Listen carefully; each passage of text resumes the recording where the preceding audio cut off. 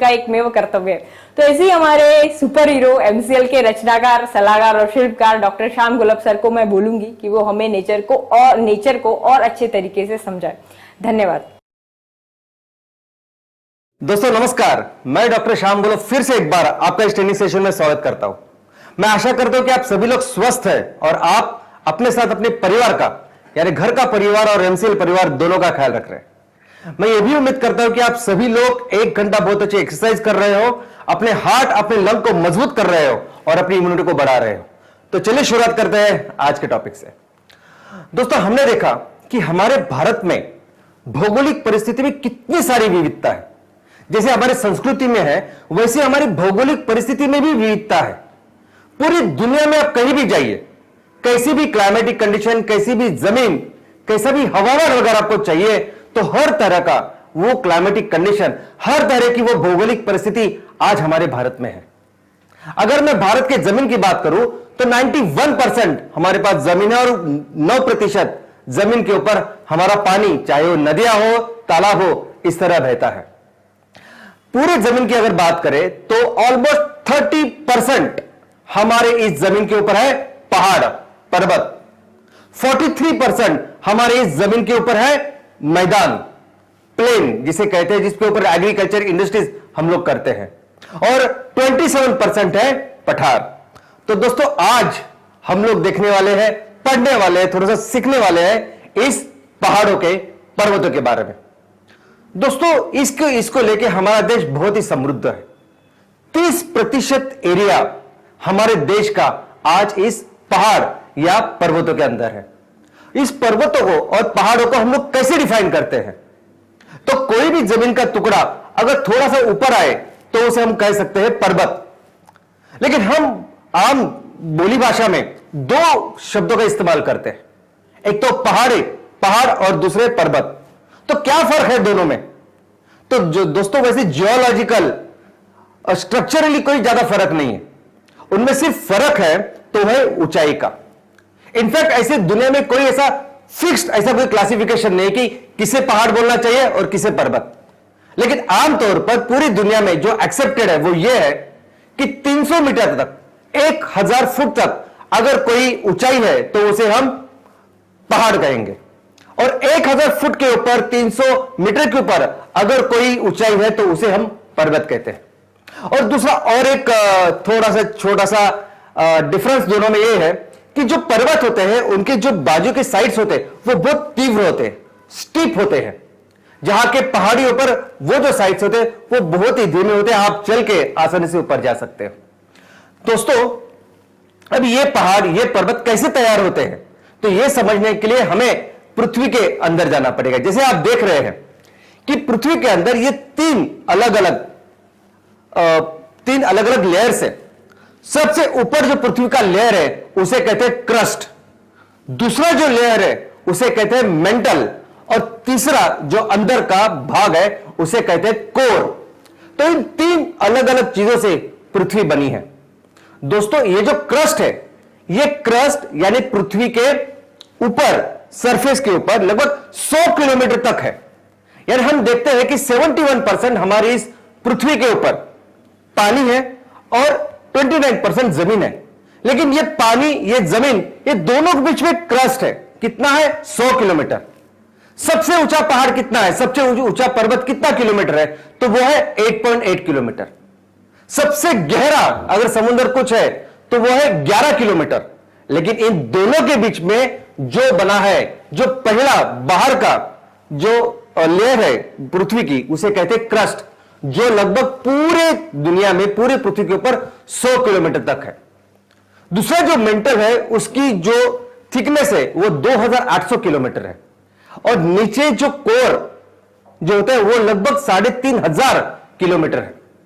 दोस्तों, जैसे जैसे हम पृथ्वी के अंदर जाते हैं वैसे वैसे तापमान बहुत बढ़ता है। इनफैक्ट वहां पृथ्वी के बहुत अंदर कोर में यह तापमान 50,000 डिग्री से भी ज्यादा होता है। तो दोस्तों, अगर आप इस पृथ्वी के, पूरी पृथ्वी को देखेंगे तो ये पूरे पृथ्वी के ऊपर एक क्रस्ट है, और ये क्रस्ट लेकिन कंटिन्यूस नहीं है। ये जो क्रस्ट है इसके टुकड़े होते हैं, जो टुकड़े एक साथ मिलकर ये पूरे पृथ्वी के ऊपर छा जाते हैं। ये दोनों जो टुकड़े हैं, इन टुकड़ों को कहते हैं प्लेटोनिक प्लेट्स, टेक्टोनिक प्लेट्स। अब ये जो दो प्लेट्स है, ये समुद्र के अंदर भी है, जमीन के अंदर भी है, और इन दो प्लेट के बीच में जो मूवमेंट होती है, इन दो प्लेट के बीच में जो घर्षण होता है, जो भी चीजें होती है, उसके ऊपर ही, उसकी वजह से ऊपर का पृष्ठभाग वो तैयार होता है। दोस्तों, अगर आप देखोगे कि किस तरह भूकंप आते हैं, तो भूकंप इसीलिए आते हैं कि ये दो टेक्टोनिक जो प्लेट्स है, वो प्लेट्स दोनों के बीच में मूवमेंट्स होती है, और ये मूवमेंट्स लगातार कंटिन्यूअस हमेशा होती है। तो भूकंप तब आता है जब ये प्लेट्स एक दूसरे से दूर जाती है। भूकंप तब आते हैं ये जो दो प्लेट एक दूसरे ऊपर जोर से टक्कर मारती है। वो आते हैं जब एक ट्रांसफॉर्म, ये एक दूसरे को पैरेलल ऐसी मूवमेंट होती है, या और किसी वजह से ऐसी चीजें होती है कि जिसकी वजह से भूकंप हमारी यहां सरफेस के ऊपर हमें दिखाई देता है। दोस्तों, इसके अलावा अगर दो प्लेट के बीच में कोई दरार तैयार हो, तो इस दरार में से कोई छेद तैयार हो, तो इस छेद में से नीचे हुआ एक लावा बाहर आता है। और लावा यानी क्या? तो लावा यानी द्रव रूप, ये हमारे पत्थर जो अंदर होते हैं। जैसा मैंने कहा कि अंदर बहुत ज्यादा टेम्परेचर होता है, और इस टेम्परेचर के ऊपर ये पूरे जो पत्थर है, ये लिक्विड द्रव रूप फॉर्म में होते हैं। तो जब भी ऐसी कोई दरार पड़ती है, जब ये दो प्लेट्स के बीच में ऐसी कोई छेद होता है, तो भी छेद के ऊपर से ये लावा बाहर आता है, और इसे हम लोग कहते हैं वोल्केनो या ज्वालामुखी।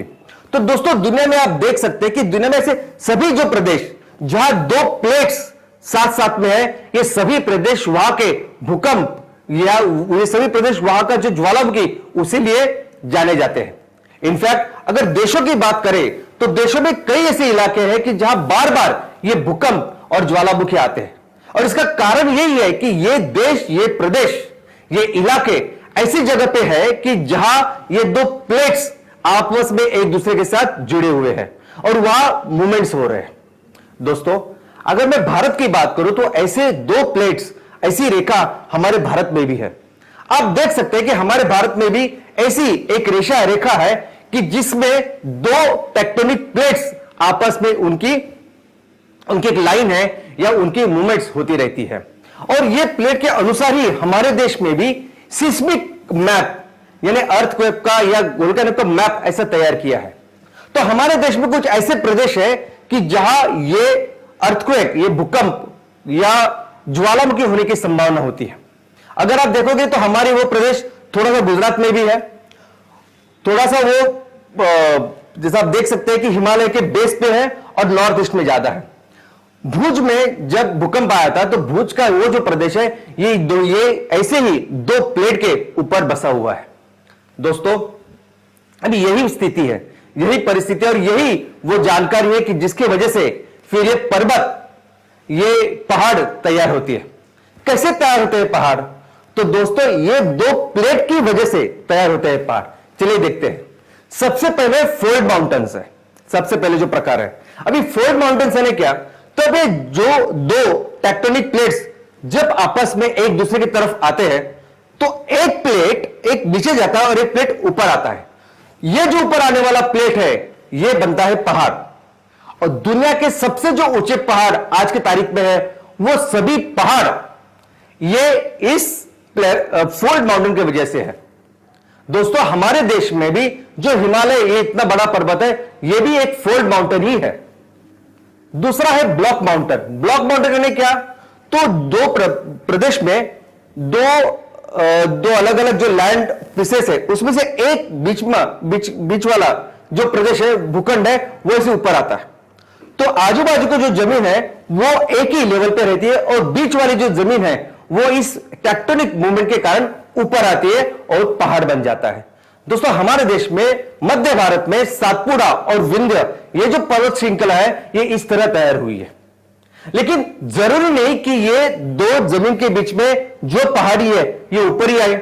कभी कभी ये पहाड़ी नीचे भी जा सकती है, ये जगह नीचे भी जा सकती है, और इसे फिर हम लोग क्या कहेंगे? तो इससे बनती है घाटी, इससे बनती है वैली।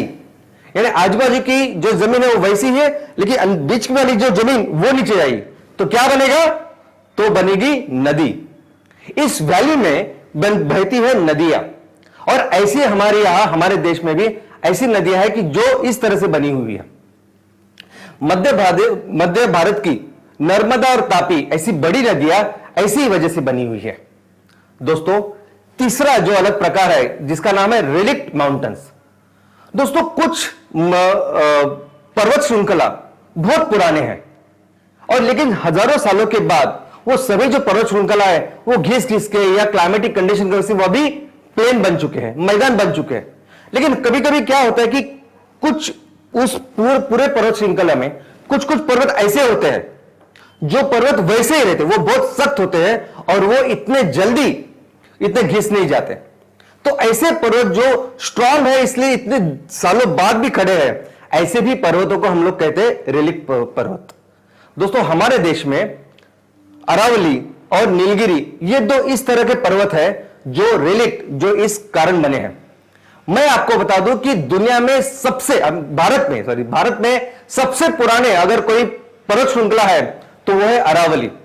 और इस अरावली के बाद में ये वेस्टर्न घाट है, बाद में ये नीलगिरी है और सबसे पुराने सबसे नए अगर कोई है तो वो है हिमालयाज। और ये अरावली पर्वत श्रृंखला पहले बहुत बड़ी थी और जिसको अभी घिस घिस के अभी वो जो बची है जिसे हम आज राजस्थान में देखते हैं। इसके अलावा नेक्स्ट जो प्रकार है वो है वोल्केनिक माउंटेन्स। जैसा हमने देखा कि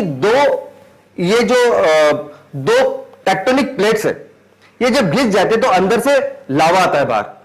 लेकिन लावा यानी पिघले हुए ये पर्वत ही है, तो जब ये बाहर आते हैं, जब इनका टेम्परेचर कम हो जाता है ये फिर से पर्वत बनते हैं और ऐसे लावा की वजह से भी हमारे यहां माउंटेन्स या पहाड़ तैयार होती है। हमारे देश में अंडमान जो द्वीप है उसमें ऐसे पहाड़ें नजर आती है। दोस्तों, अभी भारत की बात करते हैं कि भारत में कौन सी पहाड़ें हमारे सामने हैं। तो सबसे पहले मैं बता दूं कि हमारे भारत में ये भौगोलिक जो रचना है, प्राकृतिक रचना है, इसकी वजह से अलग अलग भारत के भौगोलिक प्रकार बने हुए हैं। बहुत सारे प्रकार ये भारत के इस पर्वतों के कारण बने हुए हैं। आइए देखते हैं। सबसे पहले जो नॉर्थ या उत्तर भारत में जो प्रदेश है उसमें सबसे इंपॉर्टेंट श्रृंखला अगर कोई है तो वह हिमालय पर्वत श्रृंखला। दोस्तों, हिमालय ये दुनिया की सबसे बड़ी पर्वत श्रृंखला है। ये लगभग 2600 किलोमीटर तक इतनी लंबी है। लेकिन हमारे इस उत्तर भारत में सिर्फ हिमालय नहीं है, तो बाकी की भी पर्वत श्रृंखला है, जैसे पीर पांजाल, काराकोरम, लद्दाख, झास्कर, शिवालिक और कई सारे। अगर हम हिमालय की बात करें तो हिमालय हमारे देश के लिए बहुत बहुत बहुत जरूरी ऐसी पर्वत श्रृंखला है। इनफैक्ट मुझे एक्चुअली हिमालय के ऊपर एक बहुत डिफरेंट सेशन लेना पड़ेगा, तब जाके मैं थोड़ा सा कुछ हिमालय के बारे में आपको बता सकता हूं। लेकिन इस हिमालय के 3 अलग अलग प्रकार हैं। उत्तर से लेकर दक्षिण तक अगर आप जाएंगे तो सबसे ऊपर उत्तर वाला जो है वो है ग्रेटर हिमालय, जिसकी ऊंचाई सबसे लंबी होती है और जो दुनिया के सबसे बड़े जो पीक्स है जैसे एवरेस्ट है, K2 पीक्स है, कांचनजंगा, ये सभी उस ग्रेटर हिमालयज में आते। उसके नीचे दक्षिण की ओर होते हैं लेसर हिमालयज और उसके नीचे होते हैं आउटर हिमालय और शिवालिक भी उनको कहते हैं। दोस्तों, इसके अलावा इस हिमालय के 4 अलग अलग नाम भी है उसके प्रदेश के अनुसार। अभी इस हिमालय में बहुत सारी नदियां बहती है, तो 2 नदियों के बीच में जो हिमालय है उसका जो प्रदेश है उसके अनुसार इस हिमालय के 4 प्रकार हैं। सबसे पहले है पंजाब हिमालय, जो इंदुज यानी सिंधु नदी और सतलज नदी इन दोनों के बीच में है।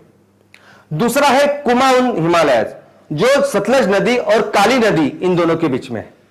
तीसरा है नेपाल हिमालय, जो काली और तीस्ता इन दोनों के बीच में है। और चौथा है आसाम हिमालय, जो तीस्ता और ब्रह्मपुत्र इन दोनों के बीच में, जैसा आप देख सकते हैं। दोस्तों, इसके अलावा आते हैं मध्य भारत में। मध्य भारत में जो सबसे इंपॉर्टेंट जो पर्वत श्रृंखला है वो है सातपुड़ा और विंध्या। लेकिन इसको छोड़ बाकी के भी कई सारे पर्वत श्रृंखला हमारे सामने है, जैसे अरावली है, सातमाला, अजंता, रामगढ़, कैमूर, राजमहल और कई सारे पर्वत श्रृंखला हमें इस मध्य भारत में दिखाई देते हैं। दोस्तों, जब हम नॉर्थ ईस्ट की तरफ जाते हैं तो ऑलमोस्ट 90% जो जमीन है नॉर्थ ईस्ट की वो इन पहाड़ों या पर्वतों के अंदर है। हम देख सकते हैं तो कई सारे ऐसे पर्वत है कि जिनकी वजह से उन स्टेट्स का नाम भी है। तो इन सारे पर्वत श्रृंखला में है गारो, खासी, नागा, मिजो, डाफला, पटकई, बरेल, मिश्मी और कई सारे। ये छोड़के जब हम पेनिनसुलर या नीचे की ओर आते हैं, तब पेनिनसुलर ऐसा रीजन है कि हमारे दोनों बाजू और नीचे भी पूरे समुंदर हैं। तो दो प्रमुख जो पर्वत श्रृंखला है वो है वेस्टर्न घाट और ईस्टर्न घाट। दोस्तों, इसके अलावा बहुत सारे पर्वत श्रृंखला हमारी इस पेनिनसुलर इंडिया में भी है, जैसे नीलगिरी, अन्नामलाई, शिवरे, जावड़ी और पालकुंडा और कई सारे। दोस्तों, ये तो मैंने आपको बहुत बड़े बड़े पर्वत श्रृंखला बताई, लेकिन हमारे देश में जहां भी आज आप जिस गांव में रहते हैं, जिस तहसील में रहते हैं, जिस जिले में रहते हैं, आपके आजू बाजू में कई सारे पहाड़ होंगे, कई सारे पहाड़ की श्रृंखला होगी, कई सारे ऐसे पहाड़ होंगे जिनका वहां के लोगों के लिए भौगोलिक, सांस्कृतिक, प्राचीन, ऐतिहासिक ऐसा महत्व है। कई सारे हमारे राजा महाराजा, उनके किले, उनकी ठिकाने वहां हुआ करती थी। कई सारे हमारे प्राचीन रिलीजियस प्लेसेस भी ऐसे जगह पे है। तो मुझे ऐसा लगता है कि आप अपने तहसील में, अपने जिले में जो ऐसी पर्वत श्रृंखला है और किस तरह से आज वो हमारी सामाजिक, आर्थिक, सांस्कृतिक परिस्थिति का भाग बन चुके हैं, इसके बारे में पढ़ाई करना बहुत जरूरी है। क्योंकि उसके बारे में शायद किसी ने लिखा नहीं होगा, या अगर किसी ने लिखा है, उसने कुछ उसके ऊपर पढ़ाई की है, तो उसको कंपाइलेशन करके उसको आगे डेवलपमेंट के लिए लेके जाना ये बहुत जरूरी है। तो चलिए जानते हैं इस पर्वत क्यों जरूरी है हमारे लिए। तो सबसे पहले मैं आपको बता दूं कि दुनिया की जितनी भी आबादी है, 15% आबादी इन पर्वतों में रहती है। तो आज अगर 775 करोड़ इतने लोग रहते हैं हमारी दुनिया में, तो लगभग 100 करोड़ लोग आज की तारीख में पर्वतों पर रहते हैं। इसके अलावा हाफ जो डायवर्सिटी है जो जमीन की है, यानी हम हमेशा कहते हैं कि पूरी दुनिया में जितनी बायोडायवर्सिटी है, जैव विविधता है, उसकी 80% जैव विविधता है जमीन के ऊपर, 15% है समुद्र में और 5% है स्वीट या मीठे पानी में। तो जमीन के ऊपर जो ये 80% जैव विविधता है, उसकी आधी जैव विविधता वो ये पहाड़ों में है। दोस्तों, इतना ही नहीं, यूनाइटेड नेशन के जो 17 सस्टेनेबल गोल्स है कि जो हर राष्ट्र ने उसके ऊपर काम करना चाहिए ताकि पूरी दुनिया को हम फिर से एक सस्टेनेबल इकोनॉमी के तौर लेके जाए, उसमें एक इंपॉर्टेंट जो लक्ष्य है, जो गोल है, वो इन पहाड़ों के बारे में है। दोस्तों, इसीलिए ये पहाड़ इतने जरूरी है कि 2003 से हम हर साल एक अंतरराष्ट्रीय पर्वत का दिन मनाते हैं। यही लोगों को बताने के लिए, समझाने के लिए, जागरूकता लाने के लिए, अवेयरनेस करने के लिए कितने जरूरी ये पहाड़ हमारे दुनिया में है। हर साल 11 दिसंबर को यह दिन होता है और इस साल की जो थीम है वो थीम है वुमन मूव माउंटेन्स। यानी इन सब चीजों में ये पूरा जो दिन हम लोग मनाते हैं इसलिए कि लोगों को समझे पहाड़, ये पर्वत कितने जरूरी है और उसके लिए क्या क्या करना चाहिए। लेकिन इन सब में महिलाओं क्या कंट्रीब्यूशन कर सकती है और उनकी वजह से क्या डिफरेंस हो सकता है, यही समझाने का तरीका, ये कोशिश इस साल के थीम में है। दोस्तों, अभी देश की बात करते हैं। हमारे देश की जब मैं बात करता हूं या कोई भी बात करता है, हमारा देश पूरी दुनिया में जाना जाता है उसकी यूनिकनेस के लिए। यूनिकनेस क्या है? विविधता। हमने देखी कि यह विविधता भौगोलिक भी देखी आज कि पूरी दुनिया में कोई भी कैसी भी जगह हो, हर तरह की क्लाइमेटिक कंडीशन आज हमारे देश में है। सांस्कृतिक विविधता तो पूरी दुनिया में कहीं नहीं होगी ऐसी विविधता अपने देश में। बोली भाषा, हर तरह की विविधता आज हमारे देश में है और यह विविधता हमारी ताकत है। दोस्तों, हमारा भारत पिछले इतिहास में 90% ऑफ द टाइम हम दुनिया की सबसे बड़ी अर्थव्यवस्था थे। लेकिन सिर्फ अर्थव्यवस्था की बात नहीं दोस्तों, हर क्षेत्र में, कोई भी क्षेत्र आप लीजिए, लेकिन हर क्षेत्र में भारत पूरी दुनिया का नेतृत्व करता था। 90% ऑफ द टाइम हम दुनिया का नेतृत्व करते थे। तो क्यों करते थे, कैसे करते थे? तो दोस्तों, मैं ये इसलिए नहीं कह रहा हूं कि मैं भारत का नागरिक हूं, मुझे भारत के ऊपर गर्व है और मैं इसलिए कहता हूं कि हम फिर से वो कर सकते हैं, हम फिर से दुनिया की सबसे बड़ी इकोनॉमी बन सकते हैं, हम फिर से पूरी दुनिया का नेतृत्व कर सकते हैं। मैं इसलिए नहीं बनता हूं कि मुझे बहुत ज्यादा गर्व है। मैं इसलिए आपको कहता हूं कि हमें इस कुदरत ने बनाई ऐसी है। भारत की निर्मित, भारत का निर्माण जिस तरह से कुदरत ने, भगवान ने, इस पूरी दुनिया ने किया है, ये ऐसे ही किया है। हमारे में मूलभूत वो ताकत है, हमारे नेचुरल, हमारी वो स्ट्रेंथ है कि हम पूरी दुनिया में नंबर 1 इकोनॉमी, नंबर 1 देश बन सकते हैं। दोस्तों ये कैसे, किस तरह से मैं कह सकता हूं, चलिए देखते हैं, मैं आपको बताता हूं। सबसे पहले मैं आपको बताऊं कि ये देखो, ये पूरी दुनिया का नक्शा अभी आपके सामने है।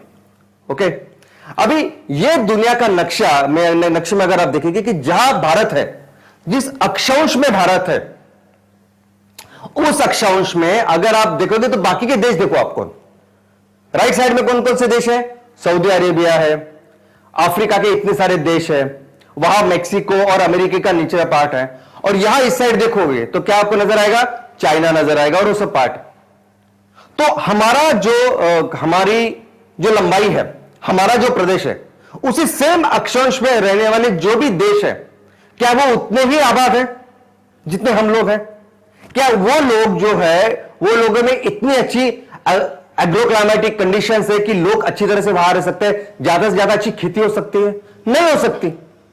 आप कंपैरिजन करेंगे अगर भारत के किसी भी राष्ट्र के साथ, देश के साथ, तो आप समझेंगे कि इस पूरी एरिया में भारत बहुत बेहतर है। सबसे ज्यादा आबादी, सबसे ज्यादा लोग यही रहते हैं, हजारों सालों से रह रहे हैं।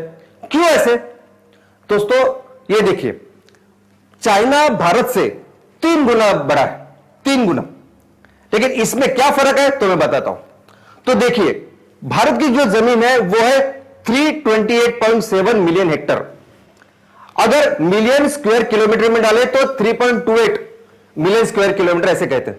अभी चाइना की जमीन कितनी है? तो चाइना की जमीन है 959.5 मिलियन हेक्टर, 3 गुना ज्यादा चाइना की जमीन है। लेकिन अगर जहां मैं खेती की बात करता हूं तो भारत में खेती की जमीन कितनी है? तो 176.5 मिलियन हेक्टर, 176.5 मिलियन हेक्टर, यानी 1765 लाख हेक्टर इतनी है। वही चाइना की जमीन कितनी है? तो चाइना की जमीन है सिर्फ 128 मिलियन हेक्टर। और इतना ही नहीं, हमारे यहां नेचुरली जिसको पानी मिलता है, ऐसी जमीन कितनी है नेचुरली इरिगेटेड? वो है 82.6, और वो भी अपना पोटेंशियल नहीं, हम लोग उससे कई ज्यादा कर सकते हैं। जबकि चाइना का यही नेचुरल जो पोटेंशियल है वो सिर्फ 1.2% है। नेचुरली इरिगेटेड चाइना की लैंड सिर्फ 11.6 मिलियन हेक्टेयर है। चाइना ने बाद में बहुत मेहनत करके, बहुत इन्वेस्टमेंट करके, बहुत इंफ्रास्ट्रक्चर का तैयार करके चाइना ने और 52.5 मिलियन हेक्टेयर इतनी जमीन, खेती की जमीन, उसको इरिगेटेड किया है। लेकिन फिर भी चाइना की टोटल इरिगेटेड जमीन कितनी है? तो वो है 64.6 मिलियन हेक्टर, और हमारी कितनी है? 82.6, जबकि हम लोग कुछ नहीं कर रहे।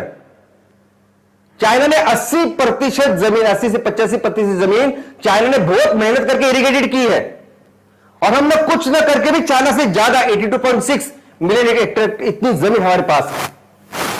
यह है चाइना के साथ कंपैरिजन। ये देखो, ये अमेरिका आज की तारीख में दुनिया की सबसे बड़ी इकोनॉमी है, नंबर 1 है। अगर क्षेत्र देखोगे आप तो भारत का क्षेत्र कितना है? उतना ही है, 328.7 मिलियन हेक्टर है। और अमेरिका का कितना है? अमेरिका का 3 गुना से ज्यादा है, 983.4 मिलियन हेक्टर है। यानी हम जितने बड़े हैं उससे 3 गुना बड़ा अमेरिका है। लेकिन जब खेती की जमीन आती है तो खेती की जमीन कितनी है?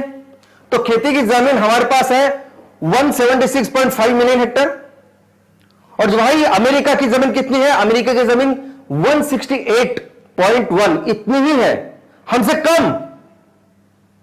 लेकिन सिर्फ इतना ही नहीं, हमारी जमीन जिसको पानी अवेलेबल है, जो इरिगेटेड है, वो 82.6 मिलियन हेक्टर है। जबकि मैं हमेशा बोलता हूं कि इसका हमारा पोटेंशियल तो बहुत ज्यादा है उससे। और अमेरिका की जो इरिगेटेड लैंड है, अमेरिका की ऐसी खेती की जमीन जिसको पानी मिलता है, वो हमसे 1/4 है, 25%। हमारे पास जितनी जमीन है जिसको पानी मिलता है उससे 25%, यानी उसकी जमीन है सिर्फ 23.2 मिलियन हेक्टर। तो ऐसा कैसे? हमारा इतना छोटा देश इतने बड़े देशों के साथ जब मैं तुलना करता हूं, बाकी के देशों के साथ तो मैं तुलना ही नहीं करता, तो इनके साथ भी इतना आगे कैसा है, कैसे नेचुरली दुनिया को इस कुदरत ने अपने देश को बनाया है, किस तरह से बना है कि मैं जब हमेशा बोलता हूं कि एक जैसे सचिन तेंदुलकर है, सचिन तेंदुलकर को उसको वो क्रिकेट का जो कुछ है वो नेशनल टैलेंट है, नेशनल स्ट्रेंथ है उसकी, इसलिए नंबर 1 बैट्समैन है। इसलिए मैं हमेशा कहता हूं कि हमारा भारत भी नेचुरली इतना कुछ हमारे पास कि हम लोग दुनिया के नेतृत्व करेंगे आने वाले दिनों में। तो किस तरह से आता है, क्यों हुआ ये सब? तो ये हुआ इनकी वजह से, ये हुआ हमारे ग्रेट ग्रेट हिमालय और बाकी के पर्वतों की वजह से। कैसे हुआ हिमालय से, कैसे हुआ हिमालय से पूरा देश हमारा सुजलाम सुफलाम? तो दोस्तों ये वो हिमालय है कि जिसने हमारे देश को दुनिया की सबसे बड़ी ऐसी नदियां दी है। ये सिंधु, गंगा, ब्रह्मपुत्र, यमुना, ये सिर्फ से सब गंगा से शुरू होती है, हमारे इस पर्वत से शुरू होती है, हिमालय से शुरुआत होती है। और सबसे अच्छी बात मैं आपको बताऊं, ये जो पर्वत है, ये जो हिमालय है, ये हिमालय के कई सारे जो ग्रेटर हिमालय है, वो पूरा 12 महीना साल भर वो हमेशा बर्फ रहता है वहां। तो ये सभी नदियां जो हिमालय से बहती है, ये साल भर भारत को पानी देती है। तो साल भर पानी देने वाली ये नदियां पूरे दुनिया में कहीं नहीं है। दूसरी बात, ये जब नदियां बहती है, ये नदियां अपने साथ बहुत अच्छी मिट्टी अपने साथ लेके आती है। तो आज इन नदियों की वजह से, इस हिमालय की वजह से एक बहुत जबरदस्त ऐसा इंडो गंगेटिक प्लेन भारत में तैयार हुआ है, जो इन नदियों ने किया है। आप पढ़ाई कीजिए आज जाके, आप देखिए कि दुनिया में सबसे ज्यादा फर्टाइल ऐसी जमीन कौन सी है? तो सबसे ज्यादा फर्टाइल, सबसे ज्यादा उपजाऊ जमीन में यह प्लेन आता है। यह हमारा भारत का प्लेन है। किसकी वजह से है? यह हमारी नदियों की वजह से, जिन्हें इसलिए हम माता कहते हैं। लेकिन इन सबके अगर पिता कोई हो गए तो वह हिमालय है। दोस्तों, हिमालय की वजह से ये सब नदियां शुरू होती है, हिमालय की वजह से साल भर इनको पानी मिलता है। और इतना ही नहीं, ये जो पानी इस पूरे साल भर इन नदियों में होता है, इससे सिर्फ खेती होती है कि नहीं, ऑलमोस्ट सो मेनी इंडस्ट्रीज जो आज हमारे देश में वो इन नदियों के पानी के ऊपर चलती है। इतनी आबादी, दोस्तों हमारे देश की 40% आबादी तो सिर्फ गंगा घाटी के किनारे है। तो ये नदियों का जो पानी है, जो हिमालय के वजह से आज हमें मिलता है, हमारे आर्थिक, सामाजिक, सांस्कृतिक हर चीज का एक अहम हिस्सा है। आज ये नदियां है, ये हिमालय पर्वत है कि जिसकी वजह से आज हमारा देश इतना आगे कंपैरिजन में। और एक बात बताता हूं मैं दोस्तों, ये बाकी के सभी जो देश है ना, जो अभी आपने देखे सऊदी अरेबिया, बाकी के अफ्रीकन देश, ये इस तरह से डेजर्ट, रेगिस्तान बन चुके हैं। पता है क्यों? क्योंकि हमारा देश जो है उसके उत्तर की तरफ साइबेरिया करके बहुत बड़ा रेगिस्तान है, और वो रेगिस्तान और ऊपर से जो पोल है, वहां से बहुत ठंडी हवा आती है, इतनी ठंडी हवा, और वो बहुत ही ड्राई होती है। एक हवा हम सब देखते हैं जो अपने साथ बाष्प लेके आते हैं, और उसकी वजह से हमें फिर बारिश मिलती है, ये मौसमी हवा। उस तरह से ऐसी ठंडी हवा भी है जो अपने साथ ये बहुत कम टेम्परेचर लेके आती है, और वो जब आती है तो पूरा प्रदेश इतना ठंडा करती है कि कोई भी वेजिटेशन, कोई भी सजीव वहां जिंदा नहीं रह सकता। ऐसी कंडीशन करते हैं कि वहां फिर हम ना खेती कर सकते हैं, ना लोग रह सकते हैं, ना कोई बस्ती हो सकती, इस तरह से। और आप देख सकते हैं ये, और ऐसी सेम परिस्थिति फिर हमारे सऊदी अरेबिया, बाकी के देशों में जो हमारे उस अक्षांश में रहते हैं, चाइना में भी वही परिस्थिति है। चाइना में बहुत सारा प्रदेश इस तरह से बंजर बन चुका है, रेगिस्तान बन चुका है। तो कौन है जो इन हवा को रोकता है और अपने देश को संभालता है? और वो भी है हमारा हिमालय। दोस्तों, ये हिमालय है कि जिसकी वजह से उत्तर भारत का टेम्परेचर कभी ज्यादा कम नहीं होता, जबकि सेम अक्षांश में बाकी के देश अगर आप देखोगे तो वहां -2, -5, -10 तक टेम्परेचर जाता है। और इसी की वजह से उत्तर भारत में इतने सारे लोग, इतना बेस्ट प्रदेश अगर किसी ने बनाया तो उसका कारण है हमारे हिमालय। इसके अलावा यही नहीं तो नीचे से जो मानसून आता है, जो पानी के ऊपर से जो हवा आती है, जो बाष्प लेके आती है, उसको भी रोकता है हिमालय। हिमालय इसलिए रोकता है कि ताकि हमें ज्यादा से ज्यादा बारिश मिले। आपको सुन के ताज्जुब होगा, लेकिन सबसे ज्यादा बारिश पाने वाला देश है भारत, उसमें से एक है भारत। दोस्तों, ये हिमालय है जो नीचे समुद्र से जो हवा आती है, जो अपने साथ बाष्प लेके आती है, बारिश लेके आती है, उसको रोकती है। ये हिमालय है कि जो बे ऑफ बंगाल से जो बारिश आती है, जो हवा आती है, उसको रोक के वहां हमें ज्यादा बारिश देती है, और वो जो शुक्र और वो जो ड्राई हवा है वो फिर अफगानिस्तान की तरफ जाती है। जो अरेबियन हवा से, अरेबियन समुद्र से जो बारिश आती है या जो हवा आती है, ये वेस्टर्न घाट है जो उसको रोकते हैं, और बाद में सूखी हुई हवा फिर वो पाकिस्तान की ओर जाती है।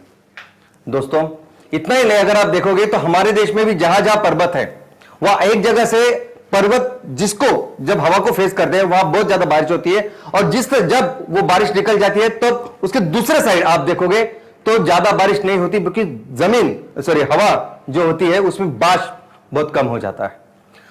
तो ये जो पर्वत है, ये पर्वत हमारे देश के ये बहुत ज्यादा पानी तो देते ही है, लेकिन जहां जहां पूरी दुनिया में जो पर्वत है, ये प्रकृति की एक जो पानी चक्र है उसको संभालता है। दोस्तों, प्रकृति का नियम ही है, जो भी आप इस्तेमाल कर रहे हो प्रकृति उसे हमेशा आपको सर्व करती रहती है। प्रकृति ने हर चीज की व्यवस्था प्रकृति ने इस तरह की है कि वो कभी खत्म ही नहीं होती, वो हमेशा शाश्वत होती है हमेशा। और मैं आज तो पानी का एग्जांपल दे रहा हूं, लेकिन आप हर चीज के बारे में आप पढ़ाई कीजिए। ये वो नियम ही है जिसके ऊपर पूरा संसार चल रहा है, लाखों करोड़ों सालों से चलता आ रहा है।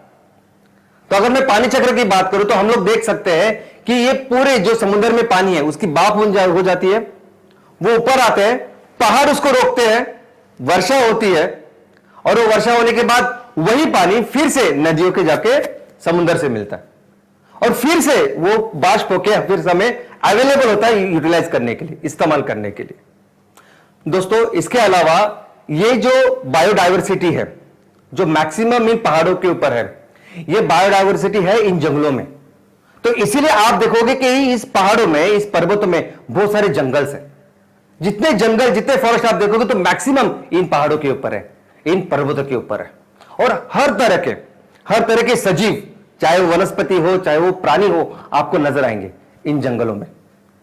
इसके अलावा अगर मैं अपने देश की बात करूं, अपने भारत की बात करूं, तो भारत में पूरे दुनिया में जो सबसे ज्यादा बायोडायवर्सिटी वाले जो स्पॉट्स है ना, वो भारत में है। 34 जो इंपॉर्टेंट स्पॉट्स है, उसमें से 4 स्पॉट भारत में, और उसमें से सबसे महत्वपूर्ण कोई है तो ये वेस्टर्न घाट है। दोस्तों, वेस्टर्न घाट जो गुजरात से लेके महाराष्ट्र, गोवा, केरल, कर्नाटक, इसमें सब में जाता है। इसमें ऐसी कुछ चीजें हैं जो पूरी दुनिया से ऑलमोस्ट विलुप्त हो चुकी है, लेकिन आज वेस्टर्न घाट में पाई जाती है। इसके अलावा अगर हिमालय की बात करोगे तो हिमालय में 25% बायोडायवर्सिटी है, जो पूरे भारत में जितनी है उसकी 25% हिमालय में है। अगर मैं 4 वो स्पॉट्स की बात करूं तो वो 4 स्पॉट्स कौन से? तो हिमालय, वेस्टर्न घाट, नॉर्दर्न ईस्ट जो पूरा इलाका है वो, और हमारे लक्षद्वीप। दुनिया में सबसे जरूरी ऐसे बायोडायवर्सिटी स्पॉट्स है ये 4। दोस्तों, इसके अलावा ये जो पहाड़ है ये हमें हमारी जो बेसिक एग्रीकल्चर है उसमें भी बहुत मदद करते हैं। कितने सारी ऐसी एग्रीकल्चर की चीजें जो हम पहाड़ पे करते हैं। आज चाय के मामले में चाय की कल्टीवेशन, चाय को तैयार करना और उसको एक्सपोर्ट करना, इसमें पूरी दुनिया में भारत दूसरे स्थान पे है। वो है इन पहाड़ों की वजह से। लेकिन इतना ही नहीं, इन पहाड़ों के ऊपर कई सारे हॉर्टिकल्चर, फ्लोरिकल्चर, मेडिसिनल इतनी चीजें होती है। दोस्तों, मैं अगर आपको बात बताऊं तो बहुत सारे, सिर्फ ईस्टर्न घाट, वेस्टर्न घाट, नीचे की जो पर्वत श्रृंखला है वो तो है ही, लेकिन इस हिमालय में कुछ ऐसी स्पेसीज है, ऐसी मेडिसिनल चीज है, हर्ब्स है कि जो पूरी दुनिया में अवेलेबल नहीं है, और मैं ये रिकॉर्ड के ऊपर बोल रहा हूं। दोस्तों, इसके अलावा हमारा जो भारत है वो आज पहले 5 में आता है सबसे ज्यादा बिजली कंज्यूम करने वाला देश। सबसे ज्यादा बिजली हमारे देश को लगता है क्योंकि आबादी इतनी है। अब इस बिजली में 13% जो बिजली है वो आती है हाइड्रो इलेक्ट्रिक पावर से। अभी हाइड्रो इलेक्ट्रिक पावर है क्या? तो पहाड़ की ऊंचाई से जब पानी नीचे गिरता है तो वो जो फोर्स होता है, वो जो उसके पानी में छुपी हुई ऊर्जा होती है, उस ऊर्जा से हम लोग टरबाइन घुमाते हैं और वही ऊर्जा हम लोग इस्तेमाल करते हैं। हमारे देश में 25% ऊर्जा जो है वो रिन्यूएबल है और उस 25% में आधे से ज्यादा आती है हाइड्रो इलेक्ट्रिक से, पहाड़ों से। इसके अलावा इस पहाड़ में कई सारे मिनरल्स हैं, अमूल्य मिनरल्स हैं। कुछ ऐसे है कि शायद आपने उसका नाम भी नहीं सुना होगा। ये जो मैं आपको दिखा रहा हूं ये क्वार्ट्ज है। जो हीरा होता है ना, हीरा की तुलना में इतना सुंदर ये ऐसा मिनरल पाया जाता है दोस्तों। और कंस्ट्रक्शन मटेरियल, ये तो हुआ मेजर मिनरल्स। माइनर मिनरल्स में जिसमें कंस्ट्रक्शन मटेरियल है, मैक्सिमम तो पहाड़ों से तो आता है। इसके अलावा टूरिज्म एक बहुत बड़ी इंडस्ट्री पूरी तरह से पहाड़ों के ऊपर डेवलप है। आई मीन डिपेंड है, ऐसा मैं कह सकता हूं। जितने भी टूरिस्ट स्पॉट है, आप थोड़ा उसकी पूरी लिस्ट निकालेंगे तो आपको पता चलेगा मैक्सिमम स्पॉट्स ये पहाड़ों की जगह पे है। तो आज हमारे देश में बहुत बड़ी जो टूरिज्म है वो इस पहाड़ों के ऊपर डिपेंडेंट है। इसके अलावा हिस्टोरिकल इंपॉर्टेंस, यानी ये इन पहाड़ों ने कई सारे राज्य का निर्माण किया है। ये पहाड़ हमारे एक संस्कृति का, हमारे इतिहास के कितनी सारी चीजों का गवाह है। और यही नहीं, मैं तो हमेशा कहता हूं कि बहुत सारी चीजें हम लोग वो पढ़ते हैं जो बहुत ग्रॉस होते हैं। कभी जाइए अपने गांव में जाइए, कभी अपने तहसील में जाइए, अपने तहसील में, अपने गांव में, अपने जिले में जो पहाड़ है उनके बारे में थोड़ा सा पढ़ाई कीजिए तो आपको पता चलेगा कितने अहम है ये हमारी पूरी संस्कृति में। पूरा जो हमारा इकोसिस्टम है, ये पूरा पर्यावरण है, ये पूरा इतने हजारों लाखों सालों से ये धरती माँ ने तैयार किया है, इसका बहुत बहुत बहुत अहम हिस्सा है ये पहाड़, ये पर्वत। अभी इस पर्वत को बहुत सारे आज ये प्रॉब्लम्स भी है, संकट में भी है ये पर्वत। अभी सबसे बड़ा पर्वत, आई मीन सबसे बड़ा चैलेंज, सबसे बड़ा खतरा अगर आज कुछ है तो दोस्तों वो है ग्लोबल वार्मिंग। ग्लोबल वार्मिंग की वजह से पूरी दुनिया में क्या हो रही है आपके सामने।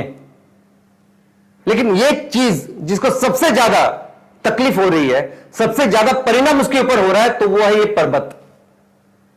हमें सामने दिखाई नहीं देता आंखों से शायद, लेकिन दोस्तों बहुत ज्यादा परिणाम कर रहे हैं ये हमारे पर्वतों के ऊपर।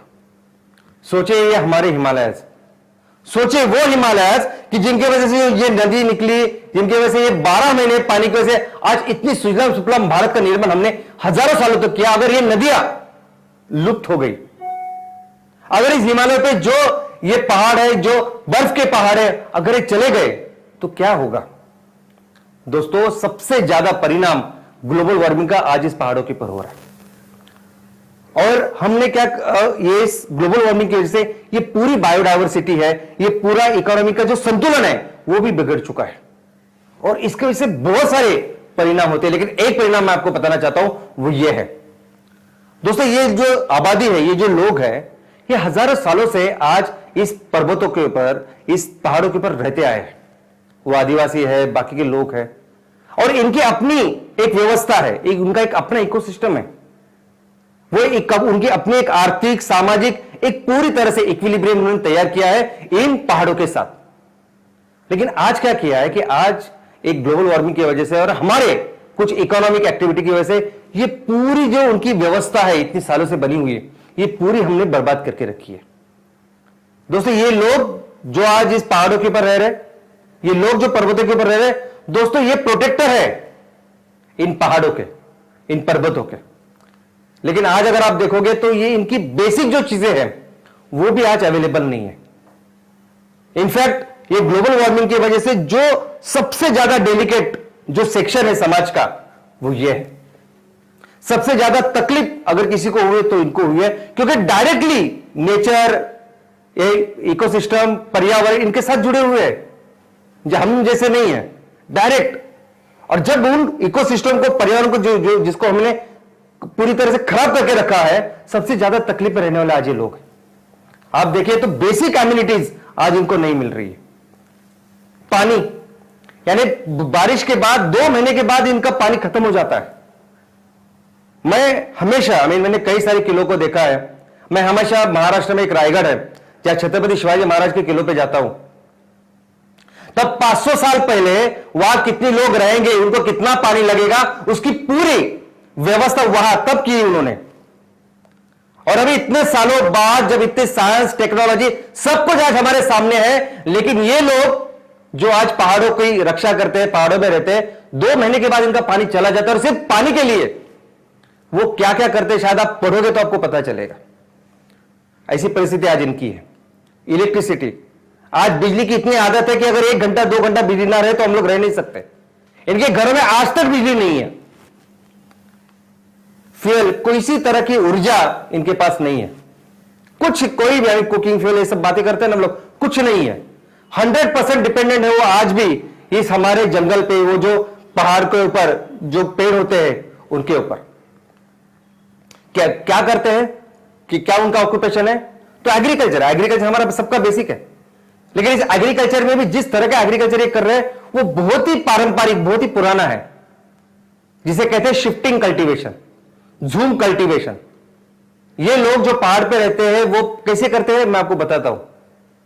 यानी वो जहां खेती करनी हो वो पूरे उस इलाके को साफ करते हैं, वहां खेती कर दे 2-3 साल, और 2-3 साल के बाद वो खेती करने के बाद वो वहां से निकल जाते हैं, दूसरी जगह जाते हैं, फिर से वो पेड़ों को साफ करते हैं, काटते हैं और फिर से वहां खेती करते हैं।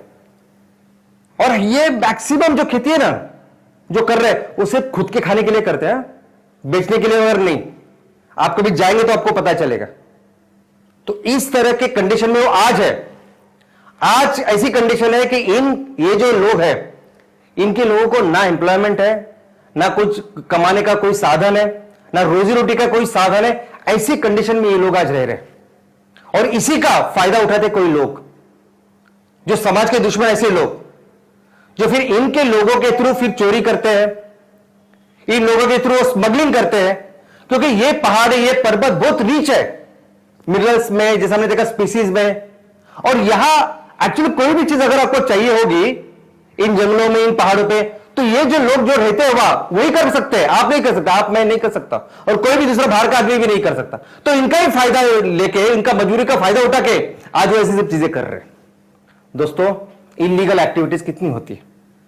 जब जमीन चाहिए होती है, जमीन किसी शहर के बाजू में होती है या किसी औद्योगिक जो परिसर होता है उसके बाजू में होती है, तो आप देखोगे आप एकदम अचानक से उसकी आग बढ़ती है, ज्यादा आग लगती है, अचानक से कोई ऐसी बीमारी आती है कि जिस बीमारी की वजह से पूरे आजू बाजू के पेड़ है वो खराब हो जाते हैं, मर जाते हैं।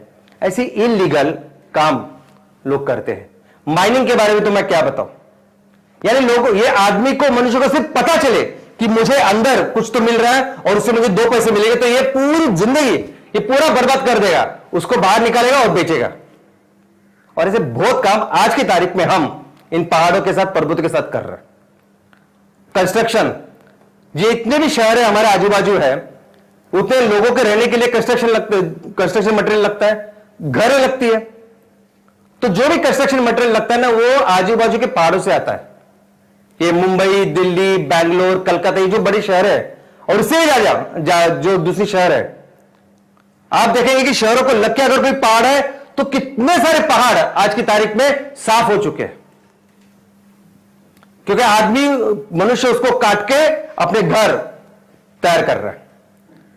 वुड, आज भी 85% जो जंगल से जो लकड़ी काटते हैं वो टिम्बर यानी फर्नीचर और इस कागज के लिए, यानी खुद के इस कारण के औद्योगिक विकास के अंदर हम लोग इतनी बड़ी कुर्बानी कर रहे हैं। यहां तक कि शहरों में भी जितने जितने पहाड़ है उसको पूरी तरह से इस तरह से हमने गंदा करके रखा है। दोस्तों, पहाड़ के बहुत सारे इंपॉर्टेंट रिसोर्सेस है, बहुत कुछ अच्छा कर सकते हैं, लेकिन इसका इस तरह का उपयोग करते हैं हम लोग। एक अच्छा रिसोर्स का गलत उपयोग कर रहे हैं हम लोग इसके। और इसी की वजह से जब आप इतने पेड़ काट रहे हैं, पेड़ काट रहे हैं और पहाड़ों को काट रहे हैं, पर्वतों को काट रहे हैं, इसी की वजह से हो रही है लैंडस्लाइड्स ना।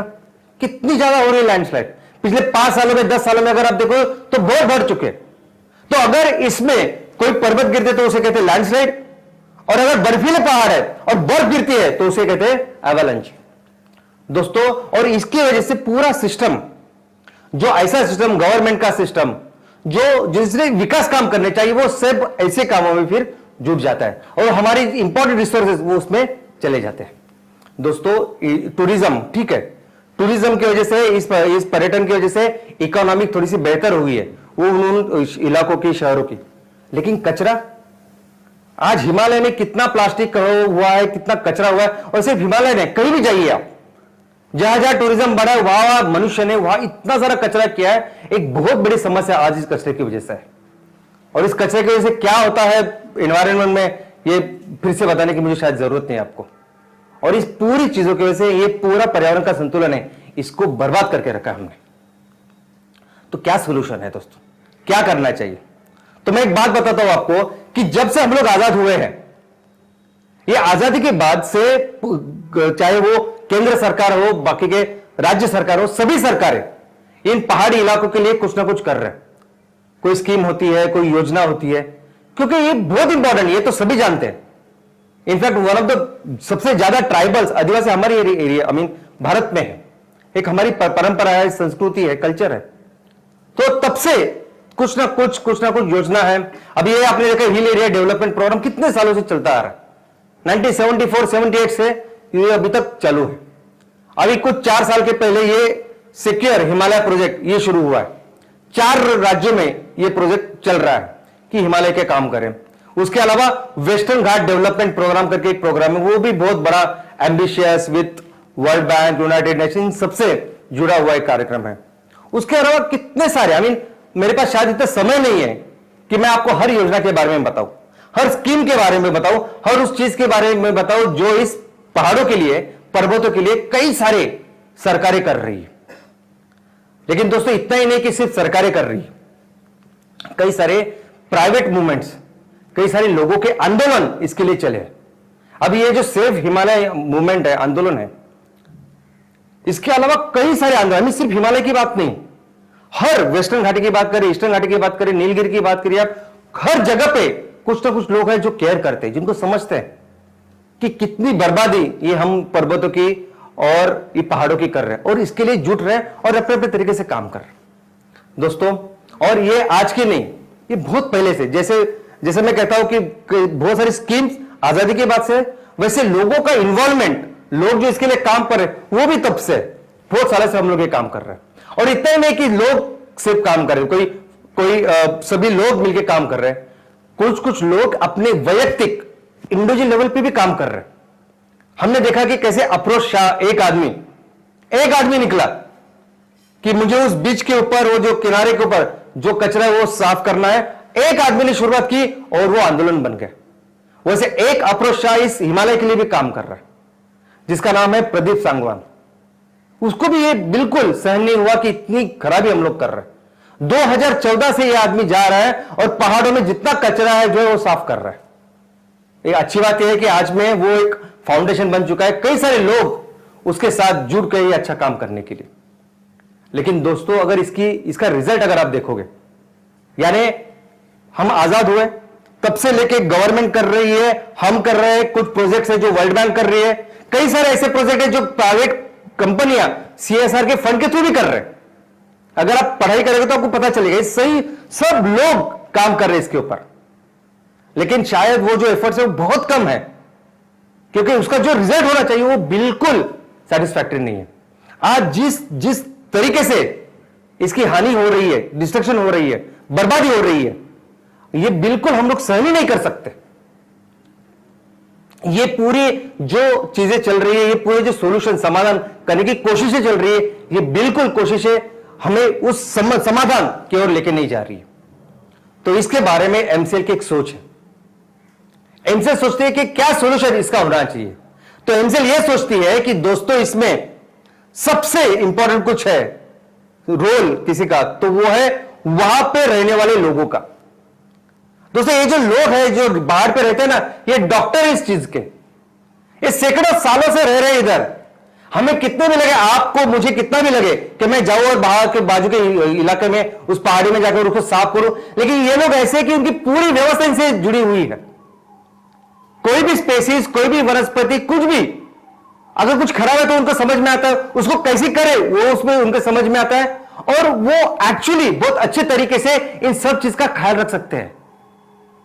ये सभी चीज, ये सभी लोग, इनफैक्ट ये बहुत बड़ी ऐसे रिसोर्स है, ये डॉक्टर्स है, ये हमारे पर्वतों के, ये हमारे जंगलों के। अभी क्या, लेकिन प्रॉब्लम यह है कि ये खाली पेट नहीं कुछ कर सकते, अपने अपने तरीके से ये लोग करते हैं बेचारे, बिकॉज उनका पूरा जीवन इसके ऊपर डिपेंडेंट है। कई सारे आंदोलन करते हैं, कई सारे यहां वहां जाते हैं, लेकिन खाली पेट क्या क्या करेंगे, कब तक जाएंगे, कब तक करेंगे। तो एमसीएल ये सोचते हैं कि अगर हमें इन पर्वतों के लिए कुछ करना है, हमें इन पहाड़ों के लिए कुछ करना है, और इस पूरे इकोसिस्टम जो पहाड़ से जुड़ी हुई है उसके लिए कुछ करना है, तो एक ही तरीका है कि ये जो लोग हैं इन लोगों को हम सक्षमीकरण करें, इन लोगों को सशक्त करें, क्योंकि इनमें जो कैपेसिटी है वो सबसे बेहतर है। ये चाहे तो ये पूरी चीजों को फिर से अच्छा कर सकते हैं, और यही तरीका है, एक ही तरीका है इन लोगों को आर्थिक और सामाजिक जीवन बेहतर करने का। और ये कौन कर सकता है सबसे बेस्ट? तो वो है ये MCL village project.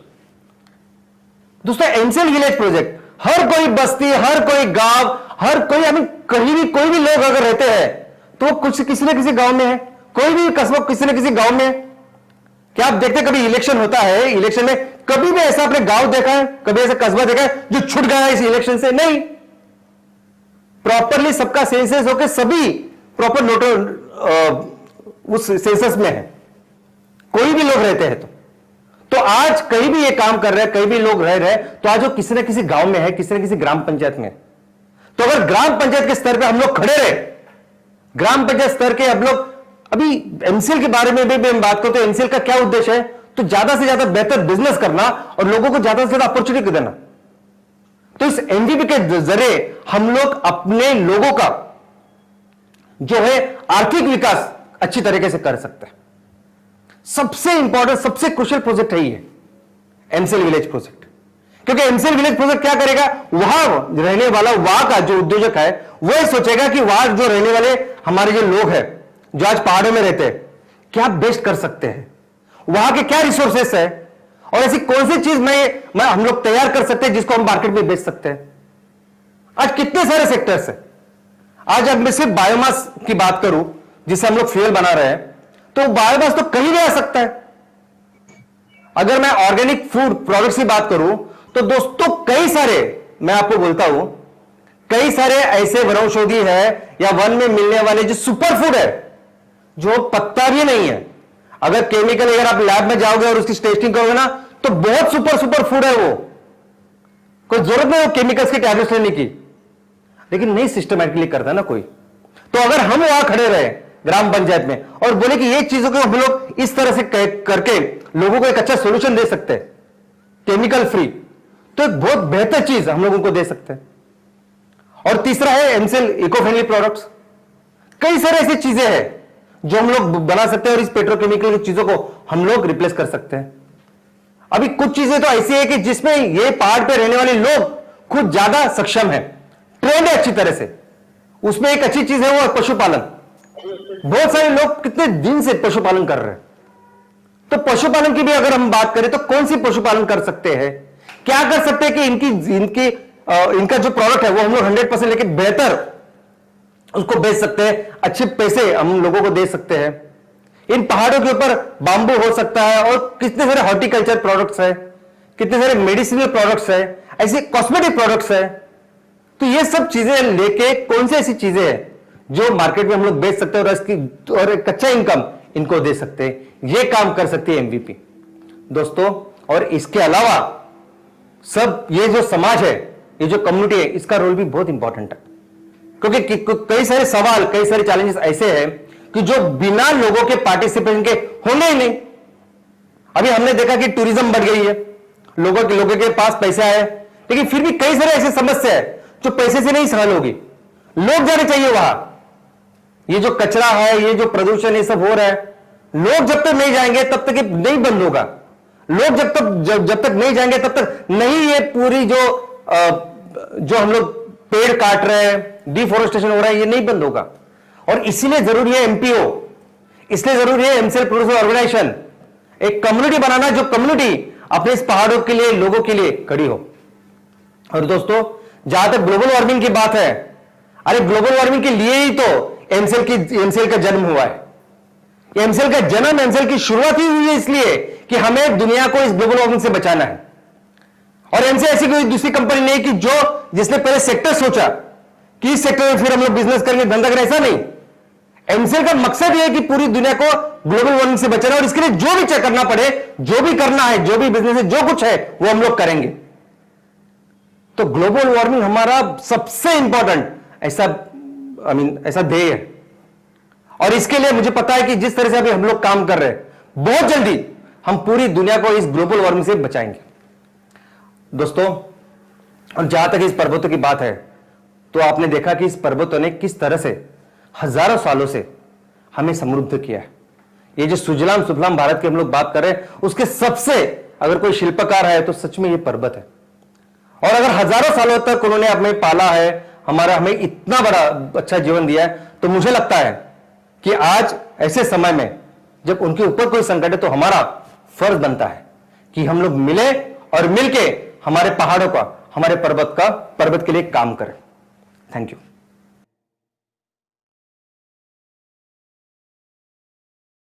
Good morning MCL India परिवार, और एक शुक्रवार और शाम सर का ट्रेनिंग वेबिनार, हमारे दिलो दिमाग पे जोरदार प्रहार, हमारी सोच पे एक जोरदार वार। यस, आज शाम सर ने याद दिया हमें कि नदियां हमारे अगर माता है तो ये पर्वत हमारे पिता है। इन्हीं पहाड़ों में जिंदगी बसती है, पनपती है, और हम अकेले ही इस पर्वतों की, पहाड़ों की संवर्धन करने के लिए हमें उसकी शुरुआत अपने से शुरुआत करनी है। अगर श्याम सर ने आज बड़े बड़े पहाड़ों की बात की, तो बच्चों ने बतलाया है कि छोटी छोटी चिटियां भी हमारे पर्यावरण का बहुत बड़ा हिस्सा है। श्याम सर और बच्चों की यही कहानियां, यही ट्रेनिंग हमें प्रेरणा देती है, और इसी प्रेरणा को लेके चल रहा है गांव गांव, तालुका, जिला और इस देश भर में एमसीएल रेवोल्यूशन का ये नारा।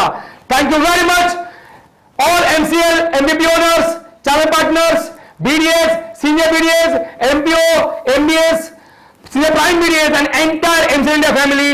जी हां, मैं और एक बार शान से कहूंगा, यस, आपको इस देश की मिट्टी का वास्ता है, और MCL ही सुजलाम सुफलाम भारत का रास्ता है। जय हिंद, जय MCL।